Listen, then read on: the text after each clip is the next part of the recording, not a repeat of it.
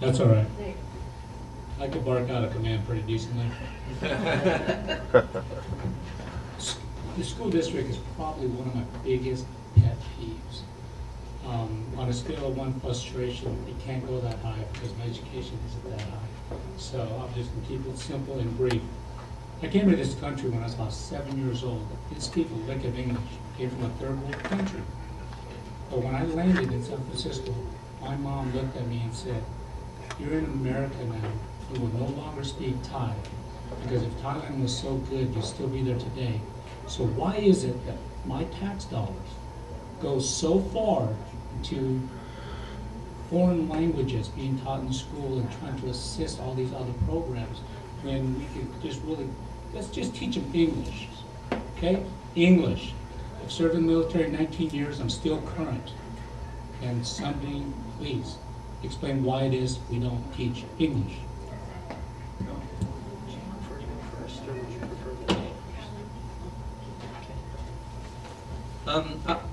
I think I agree with you, and I want to say that I think that this is just one simple example of how our money is not well spent at the school district.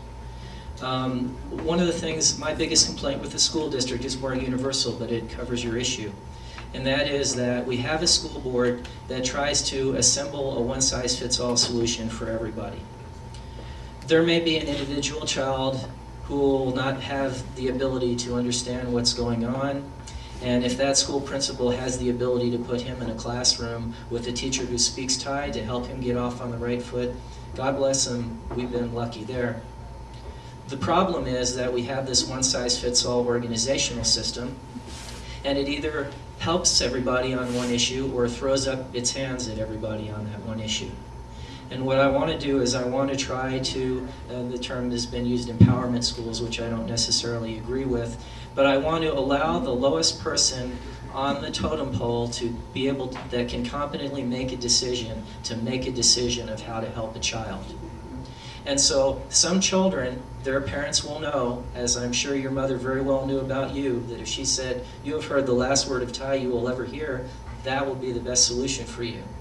Another parent may have the opposite choice and say to the principal, "If there's any way that I could get my 12-year-old in a classroom where the teacher speaks Thai, Spanish, whatever, and would be able to give him a few words of encouragement while he's learning English," then that would be their choice.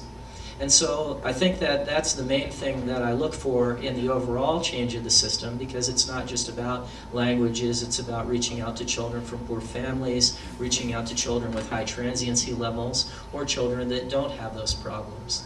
So we need to be able to allow the region superintendents more flexibility, the school principals more flexibility, the individual teachers more flexibility to adapt to their individual communities.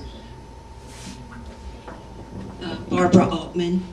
I believe that children should only be speaking English when they come here.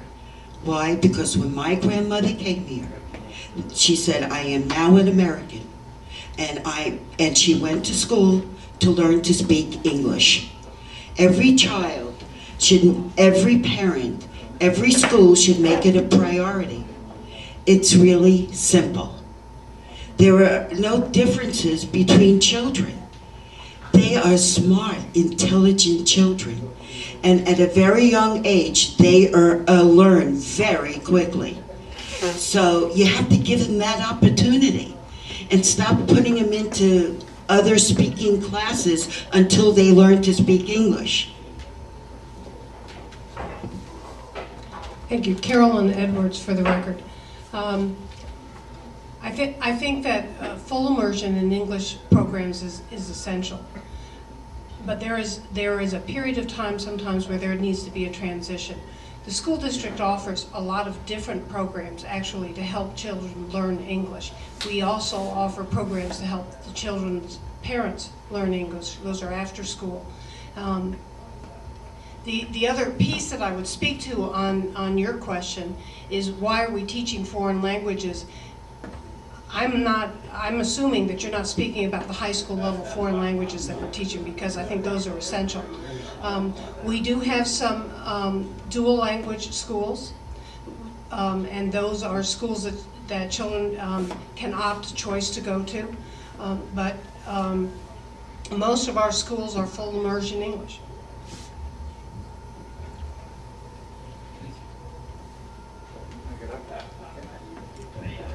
Dr. Richard Hawkins, economics professor and attorney. I appreciate what I'm sure you will do to protect funding as much as you can and get it, but we have the reality of there's going to be a level of funding cuts. So where specifically will you cut to reduce as much as possible the effect on education itself? Thank you. Carolyn Edwards once again. We're actually facing this year $141 million in cuts for next year, and we have already cut $253 million out of the school district's budget over the past 2 years. So we do have a huge hole to fill, and we are looking at negotiating a reduction in work days. And those work days, if we can negotiate them, of course, everything that we do in terms of salary has to be negotiated with our unions. We work with 4 unions. The work days that we're talking about are not school days, so they're not instructional days. We don't want to take any instructional days away from children. In addition to that, there's the possibility of eliminating step increases for a year or 2 and then bring them back on once the budget is in a better state.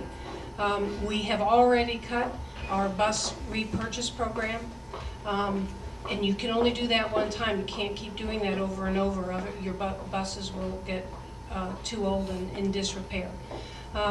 In addition to that, we're cutting central administration. We've already made 12% cuts at central administration. We'll make further cuts there. We are asking for a 3% cut at the school level, and that's a very hard thing to do.